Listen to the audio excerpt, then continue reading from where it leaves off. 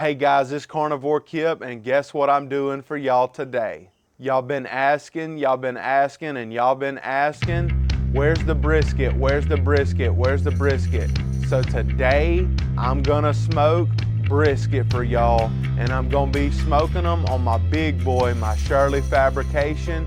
That thing is a work of art, y'all.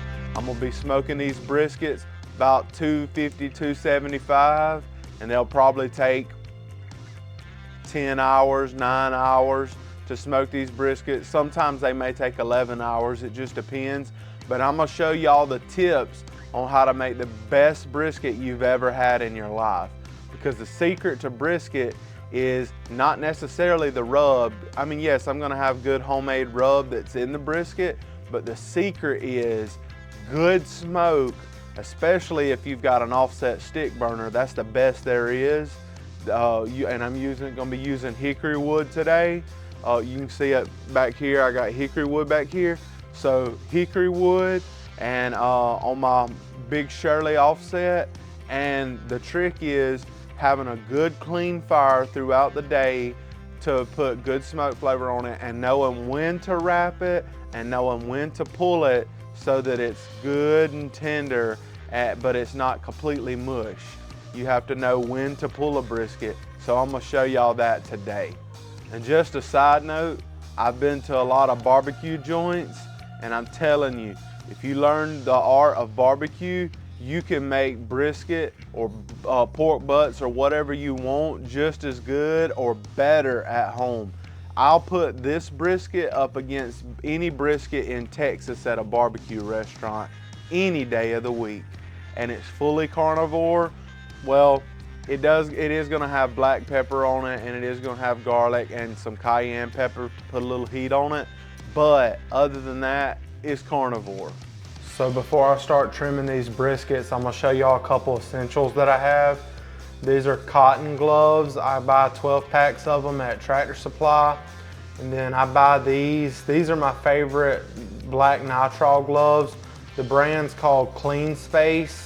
And I have huge hands, and they have a hard time ripping, and that's why I like them. And then an essential thing when you're trimming briskets, I'm gonna be trimming 4 briskets tonight, but I'm only gonna show y'all filming 1 brisket, and because I mean, y'all would get bored watching me trim 4 briskets. So a good essential is to have a really good knife for trimming. Make sure it's sharp. This one's due to be sharpened before too long, but it is still extremely sharp. Y'all have seen me use it before. It's my Dow Strong Shogun series fillet knife, and it is a work of art. I absolutely love this knife. You can get one on Amazon around $100, but it is a beautiful knife.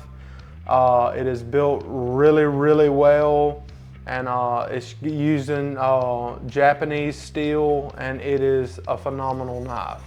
So you need these. So what I do is I always put me a glove. You can use, what are they called? You can use like cutting gloves to where you're less likely to cut yourself, but I don't have any of those. I've never really used them. I've always just used this. But anyway, I just put the cotton glove on first. That protects me from the cold meat, and then the nitrile glove protects me from the moisture. So let me get this brisket over here on my cutting board, and then we're gonna trim it up. So here's one of these briskets, and they're a big piece of meat. These briskets will take probably about anywhere from 9 to 11 to 12 hours to smoke, depending on exactly how big they are and what temps you're running on your pit. But before I even cut into it, I'm gonna show y'all a couple things you can look for. If you have way too much decal fat here, some people don't like that. That's this part right here on your brisket. What I look for is, let me spin it around, because that's the point end. This is the flat end.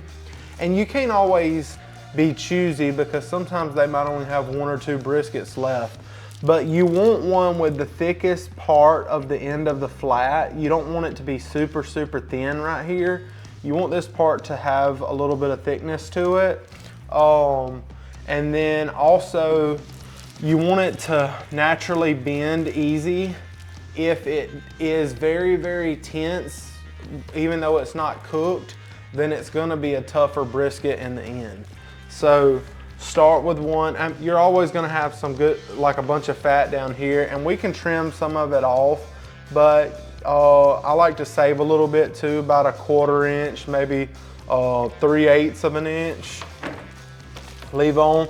But anyway, let's open up this brisket, y'all. And this is the only one I'm gonna show y'all trimming. This brisket's 15 pounds. My favorite briskets are between 15 to 20 pounds, 18 pounds. I buy a lot of 15 to 17 pound briskets myself. I don't like getting them way much too smaller than that, but I mean, sometimes you can only get what they got in the store. Even if it says that there's nothing wrong with it, smell your briskets. If it stinks, something might be wrong with it. Now, I mean, it's gonna smell like raw meat, but you don't want it to smell like old, slimy, stinking meat. There's not really a right or a wrong way to trim a brisket. You can start with the top, or you can start with the fat side if you want to, but it really doesn't matter. I'm gonna go ahead and take some of this decal fat off of here. That decal fat doesn't cook very well, so I'm just gonna kind of ride the top and slide some of that decal fat off of this brisket. It does slide a little bit on the cutting board, but it'll be okay. And you can go over it again and again and again and again and again. You want your brisket to be more aerodynamic. Think of it like a sports car, and you want it to be good and aerodynamic. You have some leftover silver skin on here.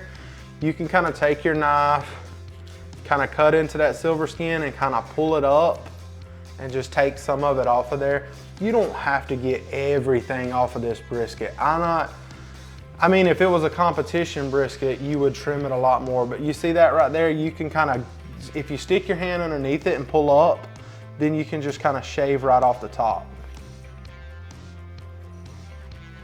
Right here, I'm gonna do the same thing. If I'm underneath the brisket, I'm not gonna cut myself. And lift up, just kind of shave that off. You don't wanna make a bunch of pockets in it, because whenever it's cooking, the juices will puddle. You don't want that. A trick you can do too, if you do have some puddling, is take you a little wood chunk or something while it's smoking and set underneath it to where the liquid can run off of the brisket. You see how it's pointy here and pointy over here? I try to get rid of all that and get rid of some of this oxidized skin on the side too. It looks like you're gonna cut a lot of meat off of here, but it's fine. Okay, so start by getting some of this kind of cut at an angle. And I'm a left-handed, so I know it kind of messes with some of y'all. But I'm running my knife, getting some of this off of here. And you don't have to throw this meat, this fat away. You can grind it up and make hamburgers with it, whatever you want to do. I'm getting some of this oxidized skin off the side. You're never gonna get your brisket perfect, but you want it more rounded, a little bit more rounded than pointy. And it's a little easier on this side right here to just kind of round it out a little bit. See how that looks more rounded now? And then we'll flip it over in a minute. I'm gonna take a little bit more of this decal off of here. Spin your brisket around to get your right angles for you. I'm a left-hander, so it helps me to do this. Get it facing away from me. I'm taking pure fat off. And I'll show you.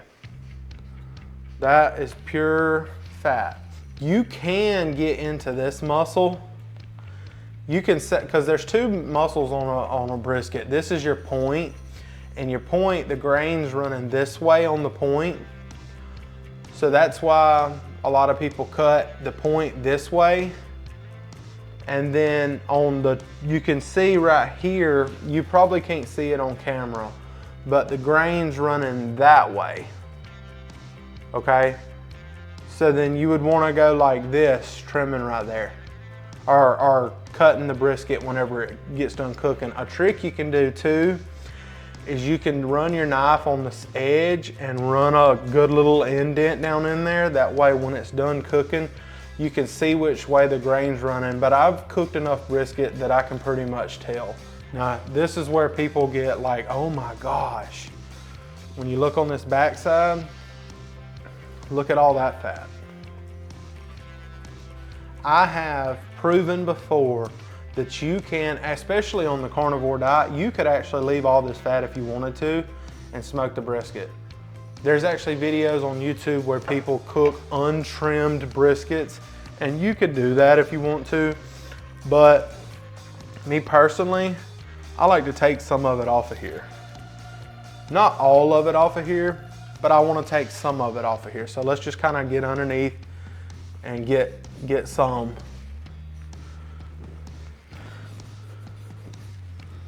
Just kind of grab it and pull some of that top layer. Let your knife run and just have fun with it.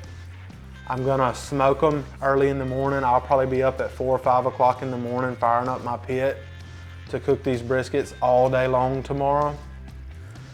2 of these briskets is for Shelly, one of my subscribers. She lives close by, and she asked me if I'd cook 2 for her. She's become a good friend of mine. I wish her sister Kelly was around to get to try some of it. So look, like I said, you can run your hand underneath there if you need help getting started. Just kind of getting in under that fat and getting it back. You don't have to get this perfect because some of that extra fat is gonna run off the brisket anyway, okay? Especially I'm cooking fat side down, it's gonna easily come off of there. It's gonna easily come off of there. But you just wanna help it out some. And I sure would appreciate it if y'all hit that like button and subscribe, because that would help me out a lot and it would help me cook more briskets for y'all. Y'all always wanna see me smoke a brisket. Brisket ain't cheap, okay? These 4 briskets is probably $60 a piece, $70 a piece sometimes. Sometimes they're $80, $90 a piece nowadays. And so I enjoy cooking them, but y'all hit that like button and help me out. So if you start with a 15-pound brisket, you might lose 3 pounds of fat. I've already got a bunch of fat right here from this brisket, but that's okay. It's worth it. Just imagine taking that brisket fat, mixing it up with some hamburger meat or something like that, make you some brisket burgers, or put it in a pan, toss it on a smoker, let it smoke for a while, and have you some smoked tallow. Smoked tallow is really, really good. It's all about flattening that thing down, getting it more aerodynamic as you can. See, there's where I scuffed it up and I took too much fat right here. Spin this around and look at that. I'm gonna take some of this too. It's supposed to be fun, y'all. If it ain't fun, go play golf or something. Take this, run down the edge. This is where I start trying to like round it out. Just run down them edges. Run down them edges, round it out. All right, there's a brisket, y'all. And you can come in here if you want to, and you could do like this right here and pull some of this silver skin. I'm not messing with all this silver skin, y'all. I'm not doing it. I'm not doing it. This is not no competition. Y'all wanted to see a trimmed brisket. There's your trimmed brisket. You can use different rubs if you want to. There's different store-bought rubs that are really good, but this is a rub that I made myself. I just took some stuff that you might have in your cabinet. It's got some salt, some black pepper. I know some carnivores don't have black pepper or garlic, and I get it, but it's got salt, black pepper, garlic powder, no, granulated garlic, and what else has it got in it? Oh, it's got cayenne pepper, because I like a little bit of heat on the end. It gives it a little bit of a bite, but not that much. because even though cayenne is spicy, when you cook for a while, the heat loses a little bit of its intensity while it's smoking. So let's go ahead and season up one of these briskets, and make sure you get the sides, make sure you get the top and the bottom. And I like to do the bottom first, that way, because some people do fat cap up, fat cap down. This is fat cap down so that you see the top, but fat cap up would be if we did that side. There's still a good bit of fat left on this brisket. I like to leave at least a 1/4 inch to a 1/2 inch on the bottom side where the fat cap is. Plus, if you're on the carnivore diet, you can't beat that fat, right? So salt, pepper, garlic, and cayenne pepper is what's in this rub. And literally the best briskets in the world just have simple ingredients just like that. So I'm gonna flip it and do the non-presentation side first. It might make a mess while you're doing it. That's okay. You can clean up after yourself. And it's a big piece of meat. This thing was like 15 pounds before I started, so probably ended up being about 11 or 12 pounds once you trim it. But you want that black pepper in here. The salt kind of penetrates into the meat, but your black pepper helps your brisket to get a good bark on it. You want to take it up high in the temperatures to get a good bark on your brisket, and that black pepper is what helps. Every now and then mix your rub up to make sure it's coating evenly, because different particles are different thickness and it will clump up in certain areas. Before I flip it, I'm gonna do my edges. Hold it up, get your edges a little bit. Hit them edges, go all the way down. I'm lifting and grabbing the edges. If you don't get the edges on a brisket, you're a rookie.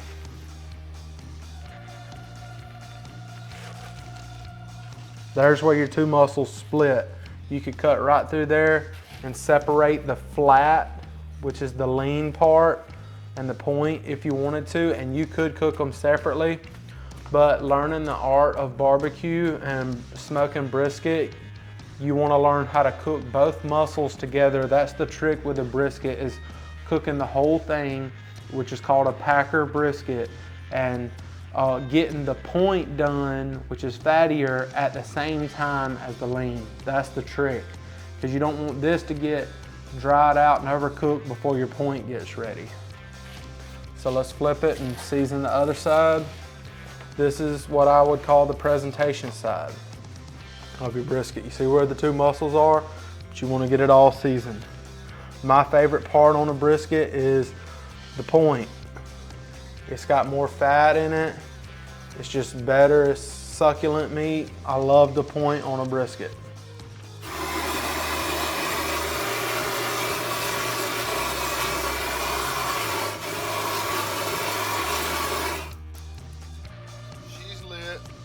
I've been out here for about 45 minutes to an hour already, getting the pit up to temp. She's getting ready. Got my big Shirley today, getting ready to smoke some briskets, y'all. Just got these briskets ready to go on the pit. Still waiting on it to get brighter outside so y'all can see. But I got 4 of them going on, and in a little bit I'm gonna put some meatloaf on and some beef ribs that I cut up. So I was up this morning at 5 a.m. and I had my pit lit, and it's 6:30 right now in the morning, and I've already got my, because it takes about 45 minutes to get your pit up to temp. I've had the briskets on since about 6 o'clock this morning, and I plan to have everything ready by like 4 o'clock to 5 o'clock this evening. And what's cool is 2 of them's going to an awesome subscriber of mine, Shelly Gordon. It's really cool that I've got to connect with her, because she lives like 45 minutes from me, and got to you know, share some barbecue love with her as well, and let her get to tear up 2 of these briskets.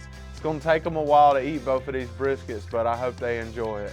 So I'm gonna open up this firebox on this Shirley and show y'all a couple little important things about running a stick burner. Hopefully y'all can see down in there. I don't want to get my camera too close because it's hot. It's screaming hot inside of here. This, the thicker your firebox, the better the longer it'll last. Like this firebox is a 1/2 inch thick, steel all the way around, so it'll last probably 4 lifetimes. Like my grandkids will be using this pit as long as we keep it in the family. But whenever every now and then you want to stoke your coals around a little bit, but I just added a few more splits in here. They'll burn down over the next 45 minutes to an hour. But what's more important than your splits when you're running an offset is your coal bed. You want to keep a good coal bed, and it's good to have your bottom split a little bit elevated from the fire. You want to have some good heat underneath it, because if it's just sitting straight on the coals, it'll want to smolder instead of burn. But you see how this split right here is elevated? There's a gap in between it and the cherries below. That will help it to burn the proper way. So I just wanted to show some of y'all that in case any of y'all ever think about getting a stick burner. And I've showed it in other videos. This Shirley is a work of art. It is an amazing pit. Hold on.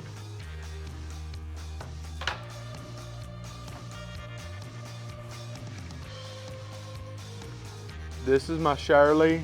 It's dirty right now. I use it all the time. It is custom built from the frame to everything. It's custom built, and they build them in Tuscaloosa, Alabama. Hold on, let me get in here. Let you see that. They custom build them in Tuscaloosa, Alabama.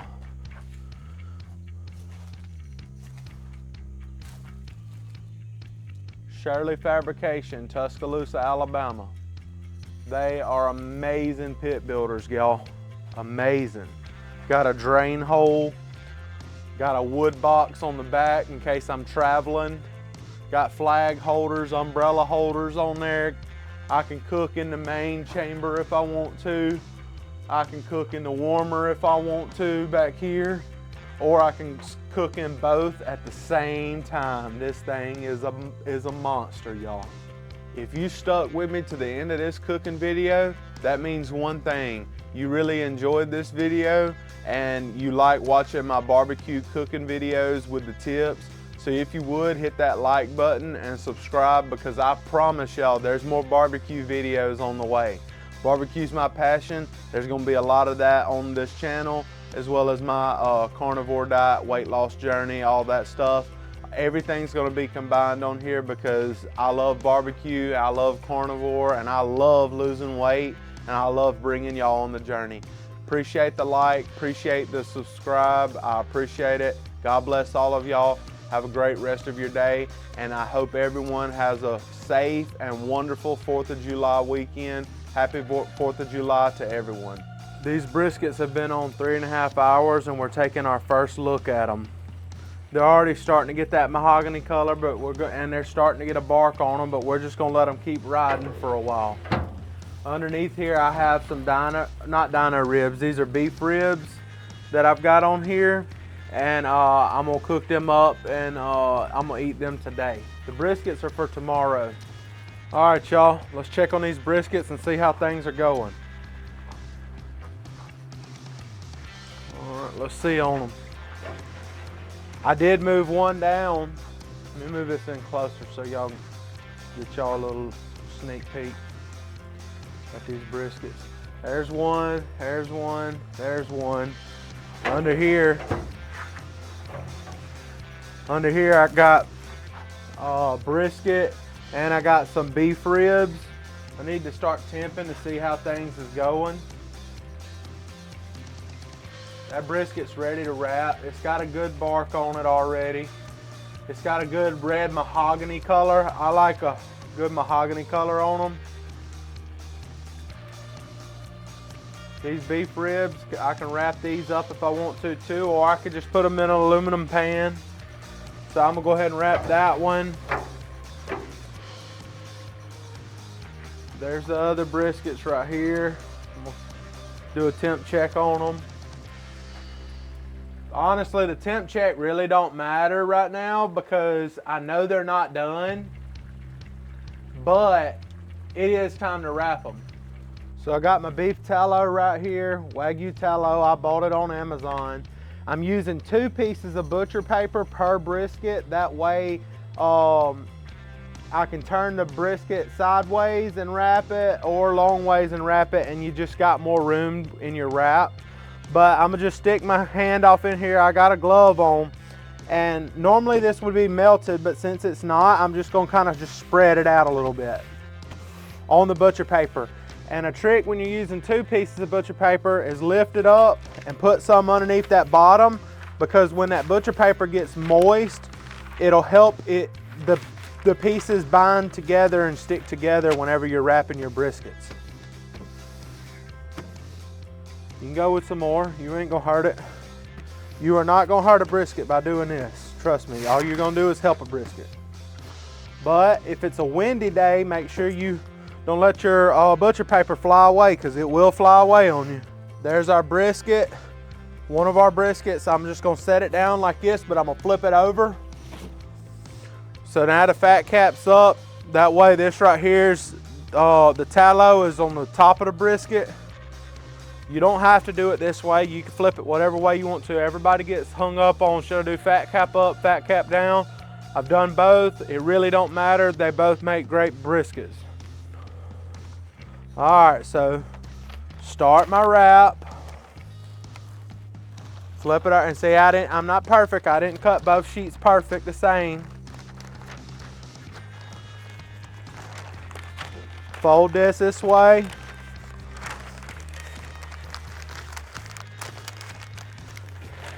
Fold this one this way.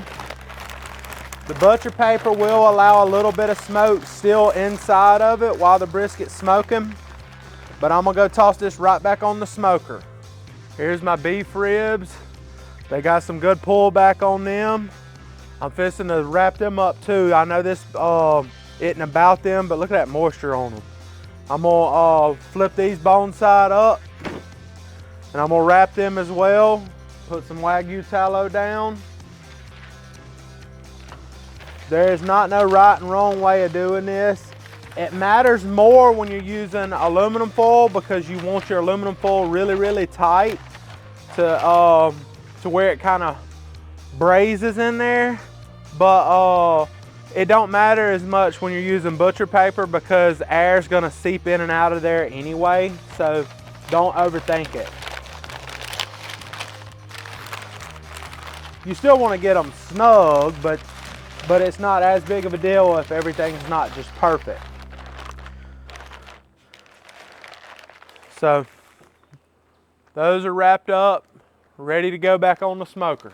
See, I got the briskets back on there. I ain't finished wrapping all of them, but this is the last time y'all gonna see these briskets, because all I'm gonna do now is let them go until they probe like butter, like cool butter. And it's probably gonna be about 204 degrees.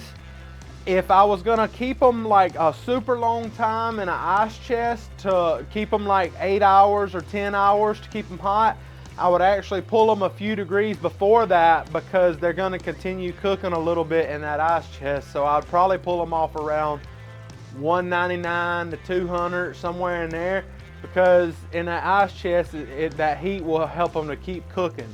And you don't want to overcook your briskets.